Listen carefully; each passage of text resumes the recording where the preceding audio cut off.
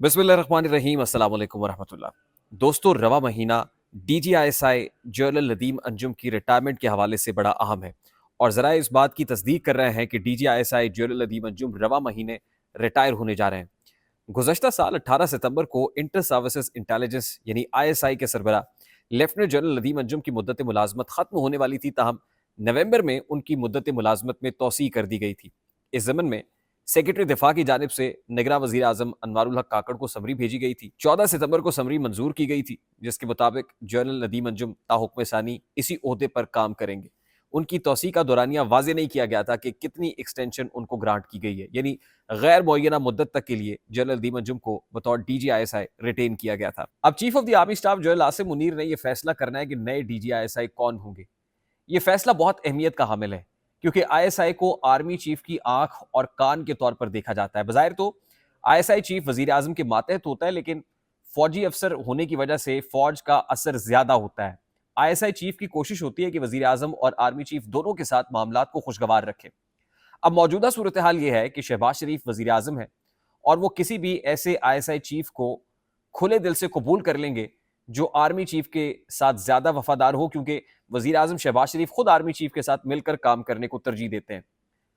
उनकी माजी में भी यही सोच थी और वो अपने भाई और साबिक वजीर आजम नवाज शरीफ को भी बारहा यही कहते थे कि सर नीचे फेंक कर सर तस्लीम खम करके कमोबेश 2 टेन्योर्स गुजारे जाएं, तो फिर ताकत हासिल करके मिलिट्री के रोल को कम किया जाए।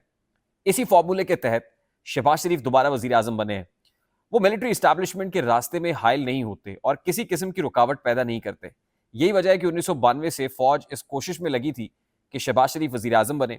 इमरान खान के इक़्तिदार से जाने के बाद फौज की ये कोशिश कामयाब हुई, बारावर हुई और पहली बार शहबाज शरीफ वजीर आजम बन गए।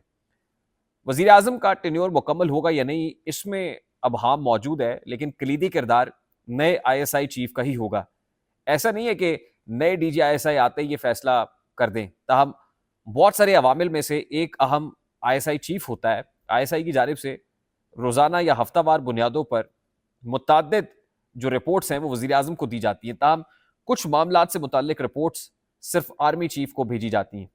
फौज के सबसे बड़े फोरम कोर कमांडर्स कॉन्फ्रेंस में भी डीजीआईएसआई और डीजीएमआई की जानिब से ब्रीफिंग दी जाती है और उनका कलीदी किरदार होता है। इसीलिए नए डीजीआईएसआई की तैनाती भी बहुत अहमियत की हामिल है।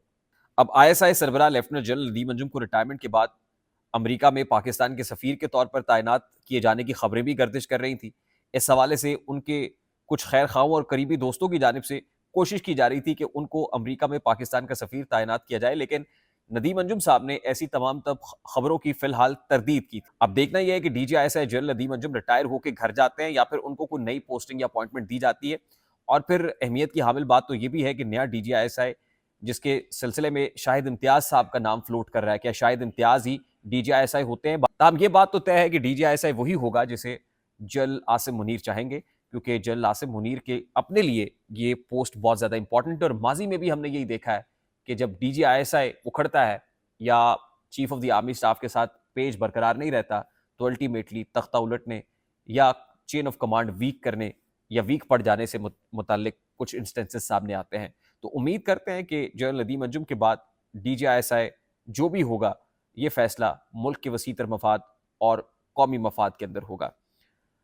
मुझे उम्मीद है कि ये फैक्ट्स, ये इन्फॉर्मेशन आपको इंटरेस्टिंग लगी होगी। अगर इंटरेस्टिंग लगे तो इसको शेयर और लाइक करना मत भूलिएगा, क्योंकि इससे हमारा पैगाम ज़्यादा लोगों तक पहुंचता है। अगर चैनल पर नए हैं तो चैनल को सब्सक्राइब कर दीजिएगा, बेल आइकन ज़रूर दबाइएगा। टीम ए पॉलिटिकल को इजाज़त दीजिए। अस्सलाम वालेकुम वरहमतुल्लाह।